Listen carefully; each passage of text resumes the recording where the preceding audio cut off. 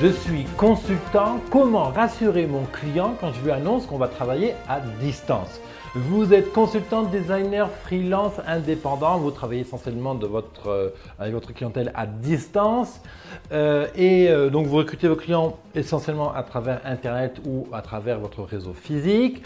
Et vous annoncez à vos clients donc, que vous travaillez à distance. Et souvent l'objection c'est comment ça va se faire? Je vais te payer et je vais te barrer à Miami ou dans les îles, etc. Donc, il faut absolument savoir lever ces objections, comment on va les traiter, comment on va réagir par rapport à ça, sans avoir à se justifier, mais au contraire en apportant de la valeur. C'est exactement l'objectif de ce podcast aujourd'hui. Donc voilà, bienvenue sur le podcast Parlons Business, le podcast qui te parle de stratégie d'entreprise et de web marketing pour t'aider, toi, entrepreneur, à trouver plus de clients sur Internet. Je continue cette série donc sur Je suis consultant et j'ai tel problème. Hier, on a parlé donc de comment réussir le premier contact avec un client potentiel. Aujourd'hui, on va voir comment on va le rassurer pour pouvoir travailler à distance. On est à l'ère du numérique, on est au 21e siècle, Internet marche très bien dans la plupart des pays du monde aujourd'hui. C'est quand même con de se priver et de devoir être obligé d'aller dans les locaux du client et de travailler comme ça avec lui. D'autant plus que des fois le client il peut habiter loin, ça peut coûter cher en déplacement et en hébergement. Et l'objectif c'est de vraiment d'éviter tous ces frais-là. Et justement, on va voir qu'il y a toute une argumentation et tout un processus à avoir pour justifier, mais sans avoir l'air de justifier le travail à distance en fait. Alors déjà, il faut bien comprendre qu'il y a des peurs qui sont légitimes chez votre contact potentiel, chez votre client. La première peur que le client évoque, c'est il va se casser avec les thunes. Voilà. Donc, et c'est légitime, effectivement. Alors, moi, je suis assez bien placé pour te parler de tout ça, puisque je suis entrepreneur nomade. Aujourd'hui, si tu me découvres à l'instant, je suis donc consultant et je vis 3 quarts de l'année en Asie, en Inde pour être précis. Et la réalité, c'est que j'ai été confronté à ces problèmes-là. Et la première année où j'étais consultant, la première année à partir de 2014, quand j'ai ouvert le blog, et là, voilà, c'est l'objection principale, comment on travaille à distance, comment ça se passe, les gens étaient submergés de peur et donc il fallait absolument arriver à les rationaliser. Premier truc, voilà, il va se barrer avec le pognon, je n'aurai pas mon boulot fini, il ne va pas me livrer à l'heure, etc. Ça, c'est la première peur classique chez les clients. Le deuxième truc, c'est le travail inachevé. Le client a peur de ne pas avoir le contrôle sur votre travail, sur votre activité. Et encore une fois, c'est légitime parce que on verra plus tard dans cet épisode-là, il y a des traumas. Votre client a déjà des expériences ratées avec des prédécesseurs, des confrères dans votre activité. Et des confrères qui sont venus, qui ont commencé à faire le boulot et qui ne l'ont jamais terminé. Et donc, il faut absolument casser ce genre de peur. Voilà, c'est ce que j'appelle moi les traumas, c'est le troisième point. Donc, les enseignes d'expérience avec des confrères de votre activité. L'autre peur aussi qui est finalement classique, c'est la peur de l'abandon. La peur de l'abandon, c'est une peur beaucoup plus fréquente qu'on imagine. La peur de l'abandon, c'est il va m'oublier en cours de route, comment je vais me débrouiller seul, comment il va pouvoir me renseigner, comment il va pouvoir me guider, me tenir la main pour m'amener à l'étape que je souhaite, etc. Notre problème aussi, c'est l'impossibilité pour ton client de visualiser comment vous allez travailler. Le client, et c'est normal, aujourd'hui, on serait aux États-Unis, c'est quelque chose qui serait plus naturel, mais en France, le travail à distance, c'est quelque chose qui n'est pas du tout naturel. Donc le client ne sait pas quels outils tu vas utiliser, il ne sait pas comment tu vas travailler. Donc il faut absolument lui amener ces outils-là, il faut absolument lui permettre d'imaginer comment vous allez travailler à distance. En quelque sorte, c'est de rendre palpable quelque chose qui est immatériel. Donc la méthode de travail, les outils, les résultats, les fréquences de rendez-vous, etc., etc. Les vrais problèmes, en fait, ça, là, je vais t'évoquer les peurs. Mais à la fin, en fait, il y a des problèmes qui sont implicites et c'est bien cela qui nous intéresse. Le premier problème auquel le client va se confronter, et toi aussi en tant que consultant, surtout si tu es freelance, designer, etc., il te faut avoir de la matière à travailler. Donc le premier problème qui se pose, c'est le transfert des documents. Donc il faut absolument avoir des bons outils extrêmement fiables qui te permettent à ton client de transférer des documents avec un simple glisser-déposer sans avoir à faire tout un tas de manipulations. Le deuxième vrai problème qu'on a, c'est la qualité, la fréquence et comment on fait les échanges, les débats, les réunions pour avancer, pour prendre des décisions, pour faire des choix, progresser dans le projet. Donc pareil, là, encore une fois, il faut avoir les bons outils pour que ça marche au quart du tour. Comment on fait les formations? Dans mon cas à moi, en tant que consultant web marketing, je suis amené à faire souvent des micro-formations d'une demi-heure ou d'une heure et on utilise des outils pour ça, spécifiques. L'autre problème aussi, un grand classique du travail à distance, c'est ce qu'on appelle les bons à tirer. Surtout si tu es designer, si tu fais du print, si tu conçois des designs, des prospectus, des cartes de visite, il faut absolument que le client puisse valider un bon à tirer avant que tu donnes la commande à ton imprimeur. Et ça, il faut que le client, quand il signe le bon virtuellement, il faut que ce soit irrévocable. Il faut vraiment qu'il y ait un engagement moral chez le client. C'est vrai que quand on est en relation directe dans une agence, dans une imprimerie, dans une agence digitale, typiquement, on imprime une copie de la carte de visite ou du flyer du catalogue et le client parade toutes les pages, bon à tirer, bon à tirer, bon à tirer. Bon. Mais à distance, il faut des outils pour ça. Autre chose, il faut absolument contrecarrer tous les problèmes légaux pour toi comme pour ton client. Ton client se pose plein de questions. Mais oui, mais si ce consultant ne fait pas sa mission, comment je fais? Si le travail est inachevé, s'il se bat entre les deux avec les thunes, et toi de ton côté aussi, mais si mon client ne me paye pas, etc., etc. Donc pareil, il faut un socle légal bien établi, simple, très important, simple. Facilement lisible, pas marqué en des petits caractères là où il faut 3 loupes pour arriver à lire le document. Quelque chose qui soit clair, intelligible, pas avec des jargons juridiques, abscons, stupides, machin. Non, terme simple. La facture est établie à telle date, vous avez tant de jours pour la régler par virement, tac, paf. Deuxième point, tout client insatisfait peut nous contacter avec par email, sur téléphone, tel endroit, tac, tac, tac, tac, tac. Comme ça, le client, tout de suite, il est rassuré. Soyez pragmatique, clair, extrêmement franc sur tous les aspects légaux. Autre point aussi qui est un vrai problème quand on travaille à distance, c'est que souvent, on a besoin d'une relation face à face. Parce que l'écran, c'est bien, mais l'écran ne peut pas transmettre toutes les émotions, la chaleur de la relation. Donc, il faut arriver à contrecarrer cet aspect-là. Juste avant d'aller en détail, je vais aborder exactement 6 points pour arriver à travailler à distance et vraiment amener une vraie relation de travail à distance. Juste avant ça, j'ai envie de te parler d'efficacité parce que c'est un élément qui rassure énormément ton client et sur lequel aussi tu seras extrêmement gagnant. Et pour ça, je te recommande fortement le livre La semaine de 4 heures de Tim Ferriss qui est un livre… Alors, oubliez le fait de travailler 4 heures par semaine, ça c'est une utopie, mais derrière ça, en fait, ça veut dire qu'il y a toute un système d'efficacité à avoir et qui aide vraiment au niveau de la prise en main du rendez-vous, d'efficacité, de comment mettre les jalons, les étapes, etc.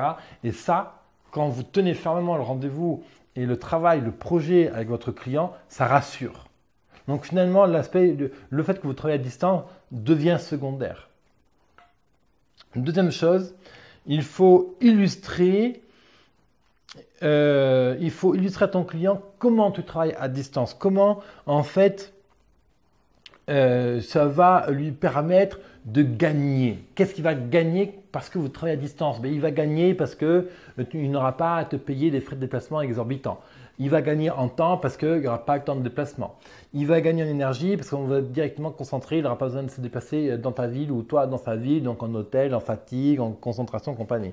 Bref, il faut lui amener tous les problèmes du travail physique. Il faut, alors pas forcément exagérer ou survendre les problèmes du travail physique, mais clairement dites-lui, écoute, moi c'est simple, hein, si je passe 2 heures pour venir chez toi et rentrer chez moi, mais ça je te le facture dans la presta, quoi. Donc là, tu vois, je te facture tant d'euros, ça fait 500 € de moins que si je devais me déplacer dans ta ville. Bon, ben le client, il va entendre, hein, 500 € de moins, t'inquiète, il va y être sensible. D'autres faits aussi illustrer que votre client travaille déjà à distance avec beaucoup de partenaires.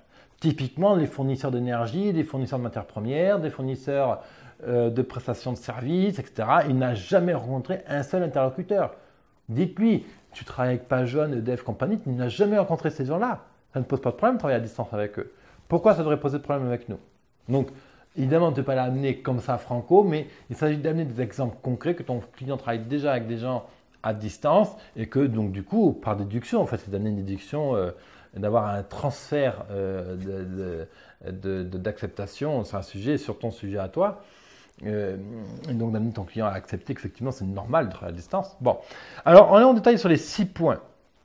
Autre détail, juste avant de continuer, si tu aimes mon podcast Parlons Business, je t'invite vraiment à mettre un like, à t'abonner à ma chaîne YouTube, à t'abonner à la chaîne iTunes ou SoundCloud en fonction d'où tu écoutes ton podcast. Et n'hésite pas à commenter, à me poser tes questions. J'y répondrai avec plaisir et ça permet de faire avancer le podcast. Ça permet aussi de nourrir des problématiques. Je cherche à toujours être au plus proche de tes problématiques. Là, les sujets que je traite, c'est vraiment des sujets que j'ai, les questions qui remontent les plus fréquentes sur mon blog business100.fr. Alors, les 6 points capitaux pour bien travailler à distance et rassurer ton client là-dessus. 1, c'est de questionner ton client, s'intéresser à ton client. Et ça, en fait, il faut que tu poses des questions orientées à la fois pour rassurer ton client sur le fait que tu vas bien travailler avec lui à distance et aussi toi pour détecter les éventuelles mauvaises expériences que ton client a eues avec des prédécesseurs. C'est très important de bien comprendre avec qui a travaillé ton client avant et sans critiquer le prédécesseur, sans critiquer le travail qu'il a fait, tu restes toujours neutre sur ce travail-là. En revanche, ça te permet toi de comprendre quels ont été les problèmes auparavant et de tout de suite expliciter toi comment tu as travaillé et pourquoi ce problème-là n'aura pas lieu avec toi. Mais toujours, la clé, c'est de ne pas critiquer. C'est très très important parce que si tu critiques, en fait, tu risques de vexer ton client. Ton client a fait le choix de travailler avec un prédécesseur. Si tu critiques ton client, si tu critiques l'action de ce fournisseur qui a mal agi, en fait, implicitement, tu vas vexer ton client d'avoir fait le mauvais choix. C'est un fait psychologique, c'est pour ça que c'est toujours néfaste, c'est toujours une très mauvaise idée de critiquer des concurrents. Deuxième point, c'est de connaître sur le bout des doigts les outils avec lesquels tu travailles à distance. Tu utilises TeamViewer, des outils comme GoToMeeting, des outils Onboard, Whiteboard, que sais-je encore, il y en a tellement. Mais toujours être au clair dessus. Et chaque fois que le client t'amène une objection, mais oui, mais comment on va discuter ensemble? Ah ben voilà, on a telle application pour appeler à distance, telle application pour… Vous voyez, là, monsieur, c'est quand on sera assis à la même table, j'ai un tableau blanc, quand je dessine, ça se voit sur votre écran en temps réel, vous posez vos questions, on a de l'audio, bref, amène les outils. D'ailleurs, à ce propos, tu cherches sur mon blog, le podcast 79, c'est les outils du consultant nomade et je liste, je ne sais plus combien d'outils je liste, mais peut-être une dizaine d'outils qui me permettent d'être efficace et de travailler à distance avec mes propres clients. Donc je pense que ce sera forcément utile si tu travailles à distance, tu verras, il y a des petites applications très intéressantes. Et toi, n'hésite pas à bien te faire partager dans les commentaires si tu utilises des outils spécifiques, je le ferai remonter sur mon audience. Troisième point important, c'est de ne pas rentrer dans la peur de votre client. Si votre client a la peur que vous vous barrez avec les thunes, si votre client a peur que vous soyez pas assez compétent pour travailler à distance, etc., c'est des peurs sur lesquelles il ne faut pas rentrer dans son jeu en fait. Tout de suite, casser la peur. Soyez franc, net, précis. Non, monsieur, regardez, cette peur-là, je comprends votre problématique, votre crainte qui est de XXX. Regardez, nous travaillons avec le client Y sur telle problématique. C'est un client qui, bien sûr, n'est pas dans votre domaine. Mais en revanche, on a fait telle chose, on a travaillé tel projet avec tel outil, tel aspect du projet avec tel autre outil, etc., etc. Donc, tout de suite, vous allez élucider, vous allez permettre à votre client de visualiser comment vous travaillez. Faites des démonstrations implicites. Quatrième point, jouez sur la qualité de votre conseil, la qualité du service après-vente. C'est vraiment un atout extraordinaire. Autant on peut bien sûr accepter que le travail à distance est moins riche qu'un travail face à face. On peut accepter effectivement que la personne n'est pas à l'aise avec l'informatique et ça, c'est des choses qu'il faut absolument casser. Il faut lui dire, même si vous n'avez pas besoin d'un expert en informatique pour travailler à distance, etc. Vous verrez, on va vous installer vos outils.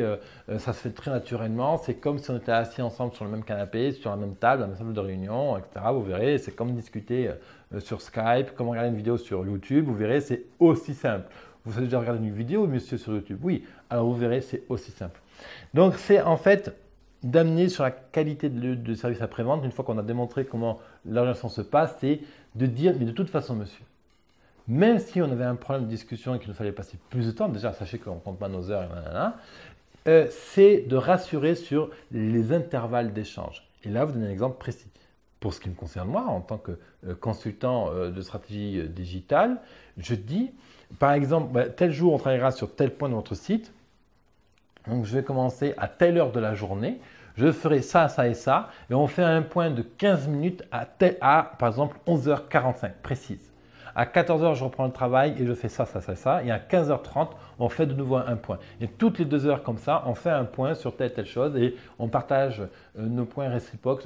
Bon, vous voyez, c'est d'amener, en fait, c'est de construire comment se fait la relation et de démontrer que la relation, donc à court terme, sur une journée de session, par exemple, sur une session de travail d'une journée ou sur une semaine, va se faire à intervalles très, très réguliers. Et ensuite, dans le temps, monsieur, vous voyez, donc, madame, tous les X jours, tous les lundis à 10h, admettons, je vous propose de fixer un rendez-vous, on fait le point sur votre avancement, telle chose, voilà. Donc, amener le client à se projeter dans le futur, vraiment, et à construire une relation de long terme avec vous, c'est un des meilleurs moyens de vaincre toutes les peurs qui sont en dessous. 5e point, c'est de reconnaître de manière explicite les limites du travail à distance. Dites-lui que clairement, effectivement, parce que vous travaillez à distance, vous ne pourrez pas lui verser un verre d'eau, vous ne pourrez pas lui payer un café, vous ne pourrez pas lui serrer la main, etc. Évidemment que ça va être certainement des fois limitant au niveau de la vitesse de la communication, mais tout de suite, vous contrebalancez avec les avantages du travail à distance. Ça oblige d'être plus efficace. Si on doit écrire des emails, ça oblige d'être plus succinct. Si on travaille à distance, le grand intérêt, c'est qu'on ne perd pas de temps ni dans le transport, etc. Et on est directement connecté. On est free, on a l'esprit free, on se connecte là-dessus. Moi, j'ai tous les fichiers là-dessus. J'ai absolument l'habitude de travailler à distance. Vous voyez, on travaille avec un tel. Donc, avec vous, ça va se passer très bien également.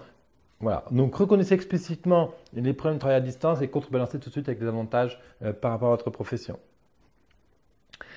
6e point, c'est d'amener les inconvénients aussi et vraiment accentuer là-dessus les inconvénients du travail en direct. Tout ce que coûte un travail direct. Vous voyez, typiquement, c'est à Marseille, à Paris ou dans d'autres villes, la difficulté de se garer en voiture. Dites-lui, posez-lui la question techniquement. À combien estimez-vous le coût d'une heure de travail? Typiquement, un entrepreneur qui se respecte va répondre quelque chose entre 50 et 200 € de l'heure. C'est-à-dire qu'une heure de travail lui coûte techniquement 50 €. Si le type passe une demi-heure à se déplacer en bagnole pour se garer chez vous, une demi-heure, ça veut dire qu'il perd 1 heure par rendez-vous. Donc, il perd 50 € par rendez-vous.